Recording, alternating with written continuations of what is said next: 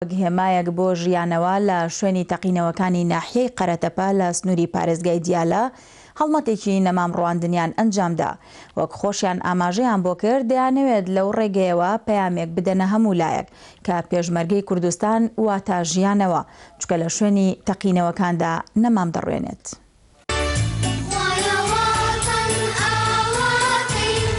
ئەم شوێنە ئاسەواری تەقینەوەکانی ناحیەی قەرەتەپەیە کە تیرۆریستانی داعش لە ڕێگەی زنجیرەیەک تەقینەوە ناحیەکانی وێران کرد و نزیکەی 300 شەهید و برینداری لێکەوتەوە و لە دوای 5 مانگ ئێستا هێزەکانی پێشمەرگەی کوردستان لەگەڵ ڕێکخراوێکی ژینگەیی وەک هێمایەک بۆ دووبارە ژیانەوە هەڵمەتێکی نەمامچاندنیان ئەنجامدا لە شوێنی تەقینەوەکانی ناحیەی قەرەتەپە لە سنووری پارێزگای دیالە.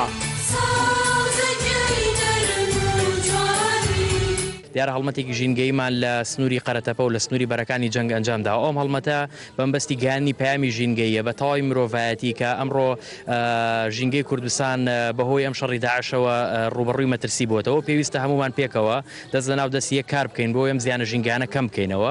دیارە نەمامچاندن ڕەتکردنەوەی زوڵم و زۆر و کارە قێزنەوەرەکانی تیرۆریستانی داعشە لەم ناوچەیە ئێمە ئەمانەوەیە ئەم باخچەیە کە باخچەیەکە لە دوانزەی دەدا لەگەڵ ناحیەکە و لەگەڵ کۆمیتەکەی و لەگەڵ ئاسایشەکەی کە یەکسان لەگەڵ زەویدا کراوە بە دەستی تیرۆریستانی داعش زیاتر لە 600 شەهید و 200 برینداری یەکەوتوێتەوە. ئێمە ئەمانوێ بە خەڵکی قەرەتەپە بڵین پێشمەرگە ئەوێتی لە پاڵ ئەوەی کە بە گژی تیرۆریستانی داعش ئاچێتەوە ئەوێتی نەخششی هەبێت لە خزمەتگوزاری و لە پێشکەشکردنی سەوزی و ژینگەی جوان بۆ ئەم هاوڵاتیانە. ئێستا پێشمەرگەی کوردستان بێ جیاوازی ئارامی بۆ سەرجەم پێکهاتەکانی سنوورەکەی دابین کردووە و ئەم پێشمەرگانە بە دەستێکیان چەک هەڵدەگرن بۆ بەرگری لە خاکی کوردستان و بە دەستەکەی ترشیان ژیان جوانتر دەکەن. دیارە ئەمڕۆ هێزەکانی پێشمەرگەی کوردستان لە ناحیەی قەرەتەپە لەم باخچەیە کە ماوەیەک لەمەوە بەرچەکدارانی تیرۆریستی داعش تەقینەوەیەکیان ئەنجامدا و دەیان کوژرا و برینداری لێکەوتەوە. بۆ پێی پێشمەرگە لە هەرکوێ بێ جوانی سروشت و جوانی ژیان لەوەیە.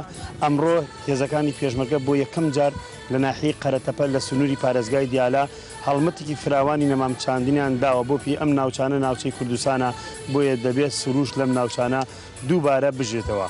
پێشمەرگەی کوردستان بەم کارەیان پەیامێکیان نارد بۆ هەموو لایەک لەوەی دۆستی ژینگە و دڵسۆزی مرۆڤایەتین.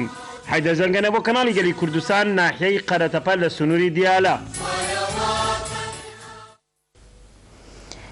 لە ڕۆژی جیهانی کاتژمێری زەویدا بە دروشمی دەرکەوتنی تواناکانی مرۆڤ بە ئامانجی گۆڕانکاری